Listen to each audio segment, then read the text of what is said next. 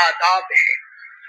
سب تو نہیں پڑھتا لیکن کچھ آپ کو بتاتا ہوں کہ پہلی چیز دعا مانگتے وقت اپنے گناہ بھول جایا کرو.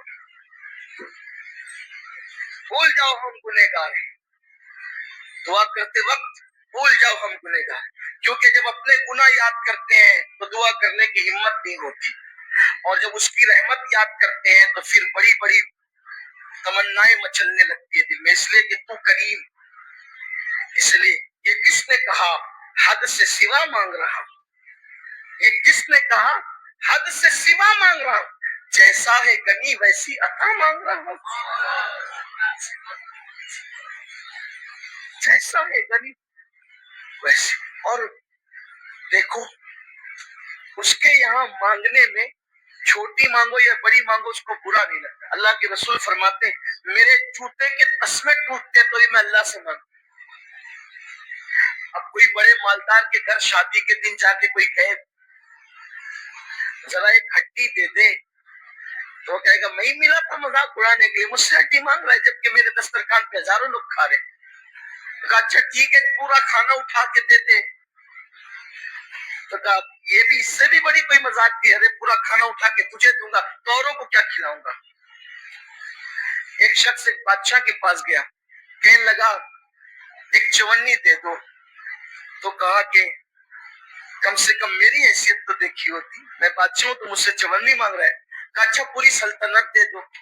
تو کہا اپنی حیثیت تو دیکھی ہوتی، اپنی ہے، لیکن میرے اللہ کے یہاں یہ نہیں ہے. چونی مانگ یا سلطنت مانگ وہ عطا کرتا، کمی نہیں.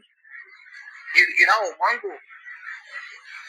ہو دعا کے آداب میں سے ایک ادب یہ ہے کہ دعا کرتے وقت اپنے گناہ بھول جاؤ، اس کے کرم پہ نگاہ رہے، اس کے کرم کو یاد کرو، عنایتوں کو یاد کرو. اور دوسری بڑی چیز کہ دل حاضر رہے دعا کرو. یہاں تو حال یہ ہے کہ ربنا آتنا فی الدنیا حسنہ. پوچھو یہ ربنا آتنا کیا ہے؟ کبھی سوچا بھی ربنا؟ جو دعا مانگو اور دعا میں دل حاضر نہ ہو وہ دعا رد ہے، بلکہ وہ دعا ہے ہی نہیں.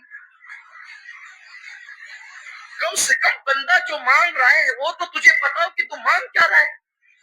یہ رٹو توتے والی دعائیں مقبول نہیں ہے. جب تک دعا کا معنی نہیں سمجھے گا یہ دعا دل سے نکلے گی کیسے؟ دل سے جو بات نکلتی ہے اثر رکھتی ہے پر نہیں طاقت پرواز مگر رکھتی ہے. تو دعا کا تعلق دل سے ہے، وہ دل سے نکلے. معنی ہی پتہ نہیں ہے.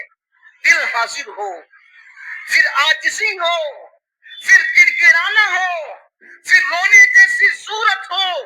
رونا نہیں آتا تو رونے جیسی صورت ہو. اور کامیاب ہے وہ دعا جس میں کم سے کم ایک آنسو نکل جائے. منہ بگڑتا ہے اس کی پرواہ نہ کرو، چہرہ کیسا لگتا ہے اس کی پرواہ نہ کرو. ارے لوگوں کو کیا دکھانا ہے؟ یار دیکھ لے، بس اسی میں ہماری کامیابی ہے. میں کیسا لگوں گا؟ تو کیا دعا کرتے وقت آپ نے کوئی شوٹنگ کروانی ہے؟ میں کیسا لگوں گا؟ ارے کیسا بھی لگے گا، قدرت کو پیارا جائے. صالحین جیسی صورت بنا، آنکھوں میں آنسو لا، عاجزی کر، گر گرا. اور پھر دعا میں تکرار بڑی مقبول ہے، یعنی ایک ہی بار کو بار ریپیٹ کرو. دے دے دے دے دے دے دے دے دے دے دے دے کا کم سے کم 3 بار تو بول. پھر 5 تک بھی پہنچ، پھر 7 تک بھی پہنچ. اس لیے کہ اور جگہ تکرار کرو تو لوگ کہتے ہیں آگے بول، بول مت کر، لیکن یہاں تکرار کرو تو بڑی پسند آتی ہے. یہاں تکرار پسند آتی ہے کیونکہ تکرار میں عاجزی بڑھتی جاتی ہے. اور پھر دعا میں یہ 2 چیزیں خاص کیا کرو کہ 3 مرتبہ یوں کہا کرو یا ارحم الراحمین، یا ارحم الراحمین، یا ارحم الراحمین. ارحم الراحمین کو پکارو، کہو یا اے سب سے بڑھ کر رحم کرنے والے. کیونکہ حدیث پاک میں آتا ہے ایک فرشتہ خاص اس کے لیے قدرت نے مقرر کر دیا ہے کہ جو 3 مرتبہ پکارے گا ارحم الراحمین ارحم الراحمین ارحم الراحمین، فرشتہ کہے گا 3 بار رحمان و رحیم کہنے والے اب ماں قدرت نے اپنے کرم کرم سے اپنے اوپر واجب کر لیا ہے، جو مانگے گا قدرت تجھے عطا کر دے۔ 5 مرتبہ ربنا کہہ لیا کرو، اس لیے کہ حدیث پاک میں آتا ہے جو 5 بار ربنا کہہ کر مانگے اللہ اس کی دعا کو قبول ہی کرتا ہے۔ یہ آداب دعا ہے۔ اور پھر اس کے بعد کوشش یہ کیا کرو کہ جب دعا کرو تو اکیلے میں کرو، یہ خاص ہے۔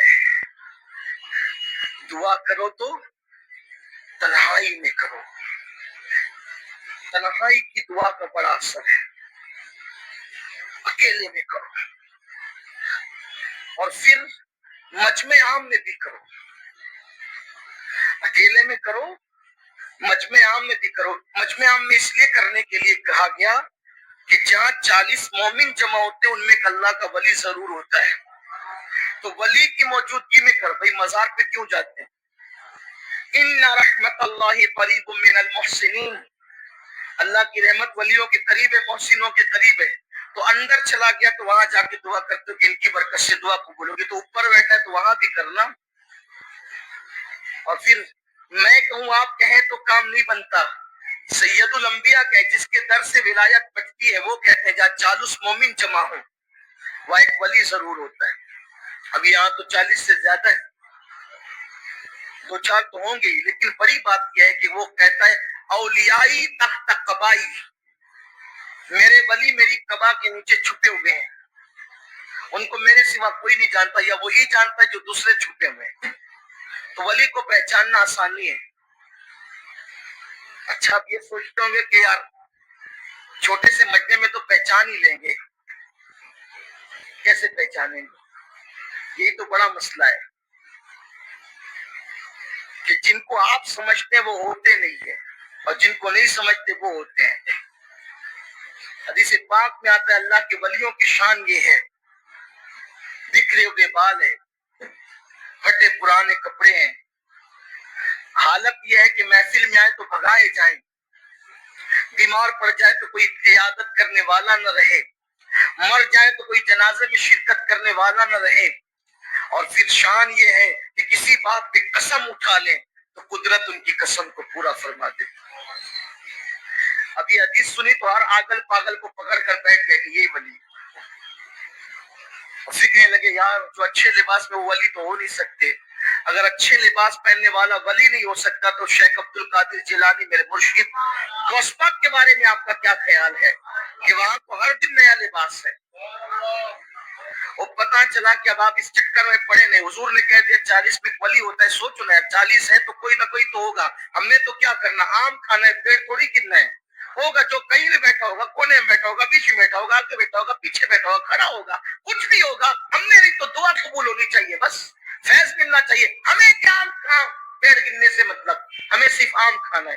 اور حضور نے کہہ دیا تو بات ہے، اور جتنا بڑا مجمع ہے پھر دعا اتنی زیادہ پر اثر ہے، اس لیے کہ جتنے زیادہ ہوں گے اتنے زیادہ مقبول، اسی لیے اجتماعی دعا رکھی جاتی ہے اکثر، اجتماعی دعا۔ اور آپ سوچیں گے کہ 40 میں ولی کیسے ہوتا ہے؟ اصل بات یہ ہوتی ہے کہ اللہ والے ایسے مجمع میں پہنچ جاتے ہیں اس مجمع کی قبولیت کی ضمانت بن کر،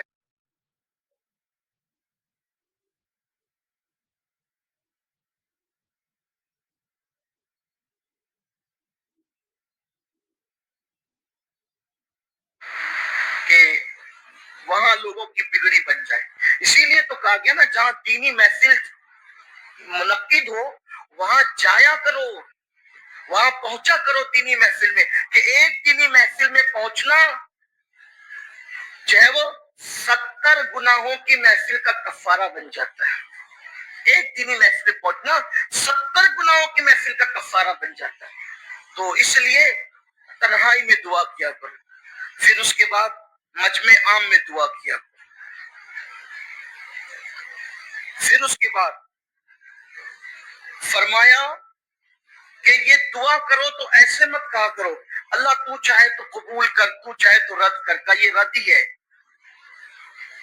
یہ رد ہی ہے۔ اس یقین سے کرو کہ اس نے وعدہ کیا ہے ادعونی استجب لکم، مجھ سے مانگو میں عطا کروں گا. تو اس نے وعدہ کیا ان اللہ لا یخلف المیعاد، وہ اپنے وعدے کے خلاف نہیں کرتا. تو اس یقین سے کرو کہ اللہ تو نے وعدہ کیا ہے، میرے مانگنے کی ہوشیاری نہیں ہے، میری دیر ہوشیاری نہیں ہے، میرا کوئی معاملہ نہیں ہے، تو نے وعدہ کیا تو تو اپنے کرم سے قبول کرے گا، اور وہ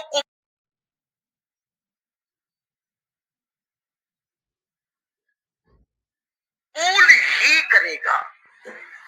اللہ فرماتا ہے میرا بندہ میرے ساتھ جیسا گمان کرتا ہے میں اس کے ساتھ ویسے فیصلہ کرتا ہوں. پھر جب دعا کرو تو دعا کرنے کی قبولیت کی نشانی یہ ہے کہ دعا کرنے سے پہلے کچھ نیک عمل کرو. مثال کے طور پہ دعا کرنے سے پہلے چپکے سے صدقہ دو، خاموشی سے صدقہ دو، ہو سکے تو 2 رکعت نفل پڑھو، قبلے کی طرف رخ کر کے بیٹھو، 2 زانوں بیٹھو، پہلے اللہ کی حمد بیان کرو، پھر حضور پہ درود پڑھو، پھر اپنے گناہوں سے توبہ کرو، پھر اللہ کی بارگاہ میں مانگو.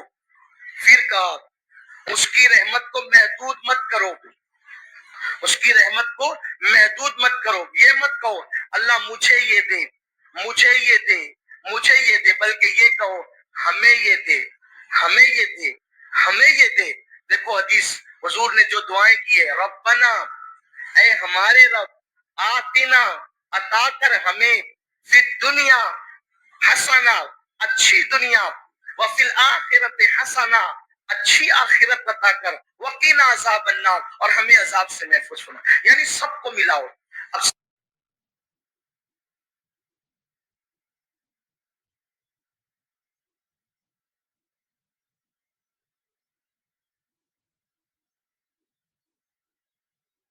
کو ملانے سے فائدہ کیا؟ میں دعا کر رہا تھا مجھے دے، نعمت کا مستحق نہ تھا، لیکن کہا ہمیں دے، پوری امت کو ملایا. تو پوری امت میں کوئی تو مستحق تھا، تو میں مستحق نہ تھا، وہ مستحق تھا. میں اپنے لیے مانگ رہا تھا، ممکن ہے مستحق نہ تھا، نہ ملتا.